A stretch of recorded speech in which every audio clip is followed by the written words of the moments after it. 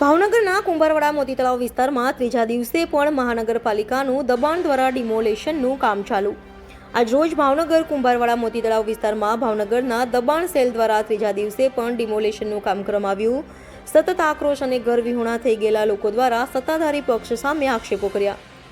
આવા મેગા ડિમોલેશનને સામે લોકોનું સત્તાધારી પક્ષ પાસે જે લોકો ઘર વિહોણા થઈ ગયા છે તેના ઘર સામે ઘર મળે તથા જે મકાન કાયદેસર હોય છતાં તોડી પાડવામાં આવતું હોય, અમુક મકાન જે ગેરકાયદેસર હતા છતાં તેની સામે ભાવનગર મહાનગરપાલિકા દબાણ સેલ વિભાગવાળા કોઈ જાતની કાર્યવાહી કરતું નથી તેવા લોકોના આક્ષેપો કરતા હોવા જોવા મળ્યા.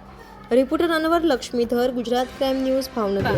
ચેતનાબા, કયો વિસ્તાર છે ને શું પ્રશ્ન છે? આપણે સિંહા કોલોની નગર મફતનગર છે તો ને અમારા બધાયના ઝુંપડપટ્ટી મકાન હતા તો બધાય પાડી દીધા.